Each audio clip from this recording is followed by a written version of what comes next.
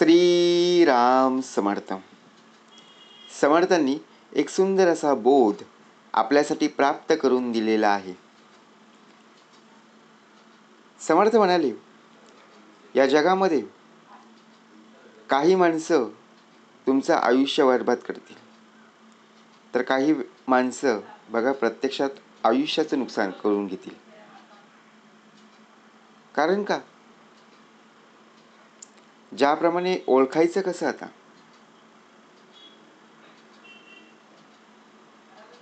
कधी आयुष्यात विचार केला नव्हता की आपल्या भोवती किती लोक असतील जे आपल्यासोबत कार्य करतील, आपल्याला मदत करतील. आपल्या भोवती किती लोक आहेत जे समोरून आपल्याला प्रेम दाखवतात, आपल्याशी चांगलं बोलतात. आपल्या आजूबाजूला सुद्धा शेजारी असतात, नातेवाईक असतात, परंतु ते आपल्याशी बोलतात का हे पाहणं गरजेचं आहे. परंतु मागून बघा प्रत्यक्षात मागून जी व्यक्ती आपल्या तोंडावर गोड बोलणारी असते ती मागून आयुष्याचं नुकसान करत असते. आता ओळखायचं कसं? ही माणसं आपल्याच घरातली, मित्रमंडळात, नात्यांमधलीच, पण आपण त्यांना बघा प्रत्यक्षात हलक्यात घेतो, त्यांच्यावर विश्वास ठेवतो, पण हळूहळू तीच लोक आपल्या मनावर, आयुष्यावर बघा प्रत्यक्षपणे घाव घालत असतात.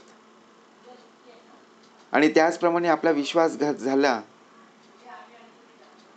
की बघा आयुष्यातली शांतता, आत्मविश्वास, आनंद सगळंच निघून जातं. जे तुमचं बोलणं ऐकतात ना, पण मनात निंदा ठेवतात. कोण तुमचं बोलणं ऐकतं? लक्षात ठेवा. आपले नातेवाईक आपलं किती ऐकून घेतात. आपले मित्रमंडळी जेव्हा बोलत असताना ऐकून घेतात का? परंतु त्यांच्या मनामध्ये तुमची स्तुती करत नाही, तर उलट निंदा करत असतात. तुम्ही विचारलेल्या प्रश्नाची उत्तरं बघा सरळपणे देणार नाहीयेत. ते तुमचं आयुष्य बर्बाद करायलाच आलेले आहेत, आयुष्याचं नुकसान करायलाच आलेले आहेत. तुमच्या हातून केव्हा चूक घडते हे पाहण्यासाठीच बघा प्रत्यक्षपणे टपलेले आहेत. कधी कधी आपण कोणावर तरी पूर्ण विश्वास ठेवून मन मोकळं करत असतो.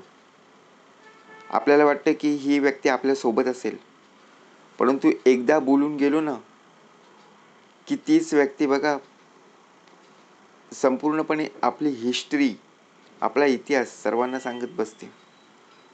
नंतर आपल्याला पश्चाताप होतो, अरे या व्यक्तीला आपण सांगून चूक केली. सांगायला नको हवं होतं, बरोबर की नाही? नको पाहिजे होतं ना. म्हणून लोकांचं ऐकणं हे समजून घेण्यासाठी नसतं, ते फक्त पुढे तुमच्या विरोधात वापरण्यासाठी असतं. आता कोणती लोक तुमच्या विरोधात आहेत, कोणती लोक तुमच्या सोबत आहेत? समर्थ म्हणाले, त्यांच्या चेहऱ्यावरचा हसू हा प्रत्यक्षात जर पाहायला गेलो तो मुखवटा असतो, बरोबर की नाही? परंतु मुखवट्यामागे त्यांचं कार्य काय आहे हे पाहणं गरजेचं आहे. मदत करायचं वचन देणारे पण संकटात गायब होतात हो. आता मदत करणारी कोण आहेत? बरोबर की नाही? वचन देणारे कोण आहेत?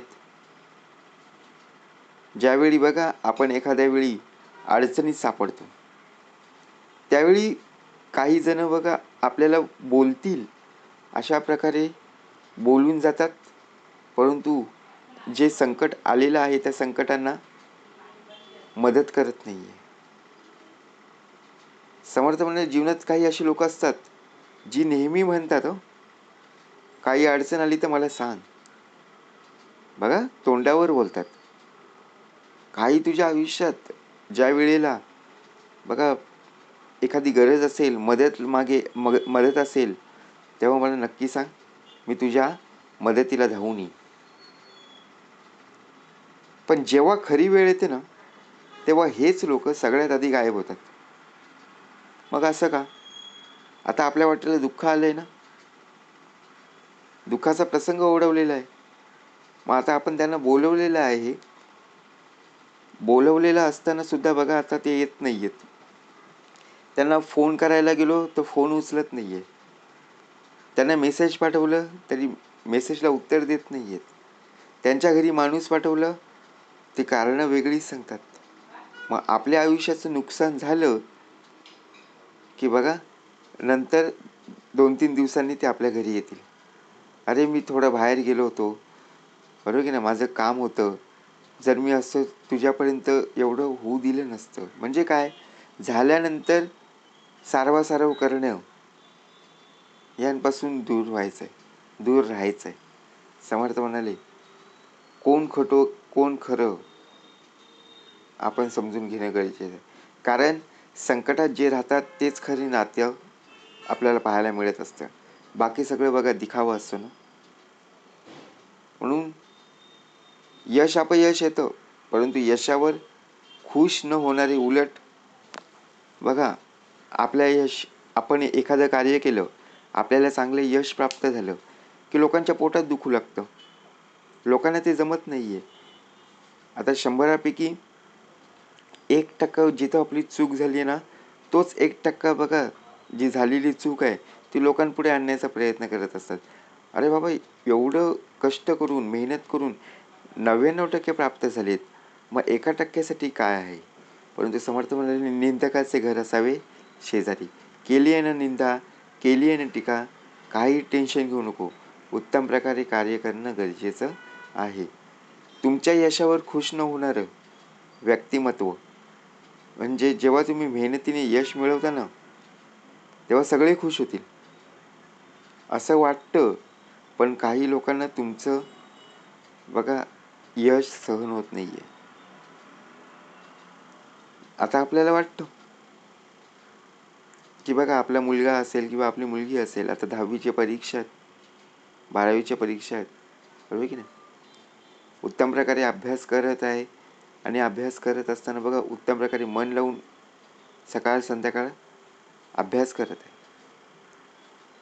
ज्यावेळी आपल्या मुलांना आपल्या मुलींना चांगले मार्क मिळतात ना, त्यावेळी आपलेच आजूबाजूचे जी लोक असतात ना, त्यांना बघा राग येत असतो. त्यांना आपल्या मुलांचं यश, आपल्या मुलींचं यश हे पाहून बघा दुःख होत असतं. कारण का, आमच्या मुलांच्या पुढे आमच्या मुलींच्या पुढे जाता कामा नये. हो, पण प्रत्यक्षात जर आपण विचार केला ना, अशा लोकांकडे तुम्ही अजिबात लक्ष देऊ नका. तुमच्या मेहनतीवर, तुमची प्रगतीवर बघा लक्ष ठेवणं गरजेचं आहे. विश्वास ठेवा आणि पुढे बघा कार्य करत चला. स्वतःच्या चुका लपवून तुमच्यावरच दोष टाकणारे असं लोकांचं आयुष्य म्हणजे दोषारोपांचा खेळ असतो.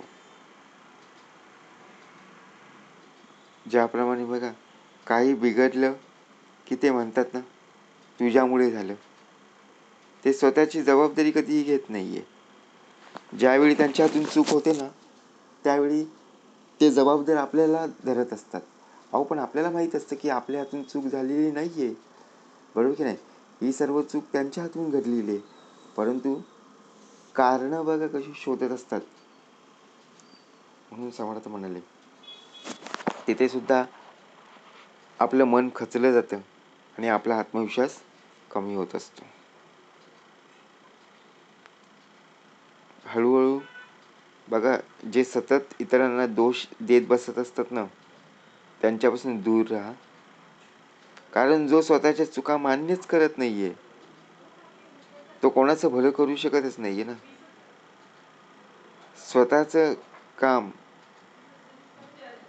बघा प्रत्यक्ष जर विचार केला ना, स्वतःचं काम वाढवून घेणारे पण तुमच्या कामाच्या वेळी गायब होणारे हेच लोक फार हुशार असतात. आता आपण एखादं काम करत असू, जे काम दिलेलं आहे त्या कामामध्ये बघा वेळेत जर आपण कार्य पूर्ण केलं तर लोक कौतुक करणारी पण असतात. पण बघा स्वतःचं काम वाढवून घेणारे काढून घेतात. बघा काही लोक 8 तासाच्या ऐवजी 9 तास काम करत असतात, 10 तास होतात आणि इकडे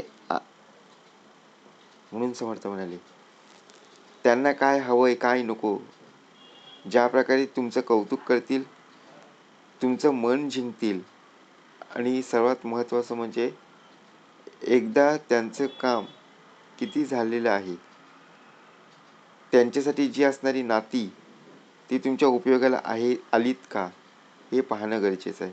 म्हणून समर्थ म्हणाले, आपलं आयुष्य जर बर्बाद होत असेल तर स्वतःला आपण सावरलं गेलं पाहिजे.